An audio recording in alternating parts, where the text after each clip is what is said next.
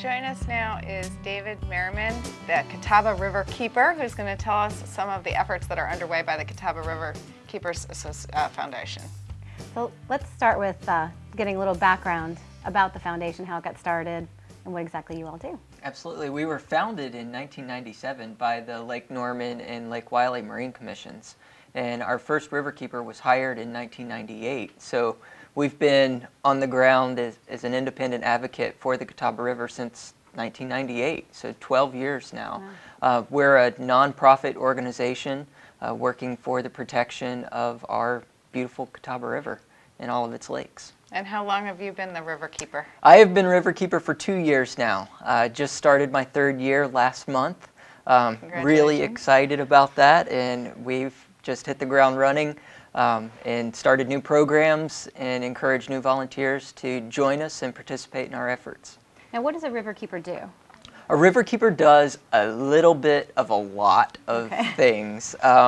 We describe it as you are a biologist, you're a journalist, you're an investigator, you're a detective, you're a lawyer, you're a politician, you're an educator. You really do just about whatever it takes to make sure the public and everyone that needs to know what's going on with the river knows what's going on and what's entering our water that we play in, and more specifically that we drink. So what are some of the major efforts that are underway right now? Well, I'd say our pivotal program and the best way we work throughout the Catawba Basin is with our Cove Keeper and Muddy Water Watch volunteers. We have about 400 volunteers total throughout the Catawba River chain, which is 225 miles of river, 5,000 square miles of land that drain to that river. So just me, I can't cover all of that alone. So what Catawba River Keeper Foundation does is train interested citizens in getting out and looking for potential problems that could affect our water quality. And our Cove Keepers here on Lake Norman, down on Mountain Island Lake, Lake Wylie, up on Lake Hickory, all do similar efforts to look for sewage spills, monitor land disturbing activities, working with their local politicians to see what can happen proactively to protect our water quality. So if somebody sees like a construction site where stuff's draining into the water, anybody can just call and report that to the Catawba River Foundation? Absolutely, and we highly encourage anyone who sees anything suspect to give us a call. Catawba River Keeper Foundation, 704-679-9494, or visit our website, catawbariverkeeper.org. We actually have a reporting pollution tab where you can just send us an anonymous email if you're more comfortable with doing that, and we will respond very quickly. And that's one of the great approaches that we are very pleased to provide our residents, is being a source for an independent investigation of problems. That's awesome. Let's talk about the water quality. How is the water quality? Do we know what the quality is there? Well, it's pretty good. The water that we get out of our tap meets every safe water drinking standard that the federal government sets. But what we have seen throughout the basin is an increase of sediment inflow into our river. And that sediment is just filling up our lakes. In that sediment, it's bringing with it other contaminants such as pesticides, herbicides, fertilizers, heavy metals, things of that nature. So what we've really tried to do is target stopping sediment from construction sites from getting into our streams and creeks. Is that the major source, is construction site? Where's all the sediment coming from? A lot of it is construction sites. Right now, with the current economic situation, a lot of it is sediment that's been deposited into streams and creeks in the past, and it's now just moving its way downstream with every subsequent rainfall we get. Oh yeah, we've had a lot of rain. We've had a lot of rain this spring, but unfortunately, this past month hasn't been very wet, and we're quickly falling into a drought situation again, with the eastern portion of North Carolina already starting to experience drought conditions. So let's go back to, you mentioned some of the projects that you do. Now there's a project that you recently did where you had North Carolina fishermen come and do some fishing for you. Talk about that project and what going to come out of that? Yeah, so one of our most recent projects is water quality, sediment quality, and fish tissue quality samples taken out of Mountain Island Lake. And you're right, we did have about 10 fishermen come out last week to help us catch largemouth bass in Mountain Island Lake. So we could provide that independent analysis.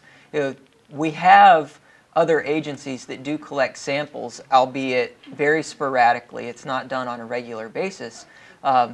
To kind of give us a snapshot of quality of water and of fish samples. Plus, it seems that there weren't any recent studies done. Right, and that was the real impetus for us wanting to do it now. And the other reason we wanted to do it is to provide a quick turnaround. You know, a lot of the time when our state agencies take these samples or federal agencies take the samples, it takes them months, if not years, to get the results to us, the public.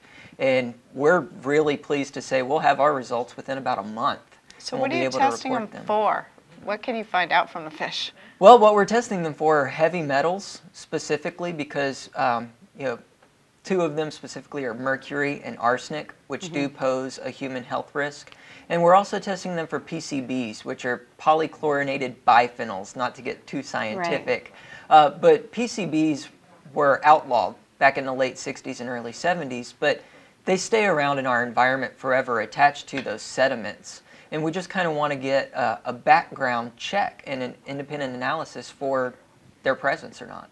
Well, we'll make sure to post your results when those finally do come out. And you're hoping beginning of June? Beginning of June, we should have our results, and we're happy to share them with everyone who's interested. We'll post them immediately to our website and encourage every media outlet and resource we have to make sure the public knows what's happening with their river. And let's just finish up too. Let's talk about, you had another project too, the coal ash. What is that and how is that affecting the lake? Coal ash, and the rivers? Coal ash is a very prominent national issue at this point with the big ash spill in Tennessee back in December of 2008. Right here on the Catawba River in our metropolitan area, we have 4 coal ash ponds, which is essentially a slurry of water and all of the ash or all of the coal that doesn't burn to create our electricity. And that ash and water mixture is put into a big holding pond. And the water off the top of those ponds is just skimmed off and discharged into our river.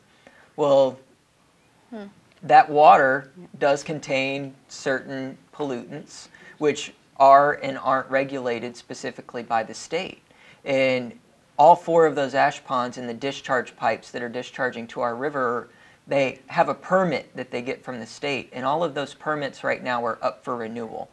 And they last for 5 years, and that permit dictates what can come out of that pipe, how much, and what it can do to our river. Okay. Well, thank you for giving us an update on the foundation. You guys are really involved in, lobbying and working on the river, and you have a lot of great information on your website too. So I do encourage people to go to the website, look at ways you can get involved, and we'll definitely be posting the results because I'm curious. You hear a lot about the toxins. And sign up for the newsletter too. Yes. It's a great newsletter. Sign up for our newsletter. Join us at events. We do paddling events all throughout the basin. May 22nd, we'll actually be leading a spider lily eco tour down in Chester County to the spider lilies, which are a magnificent flower to see. If you haven't seen it, you are missing out in life.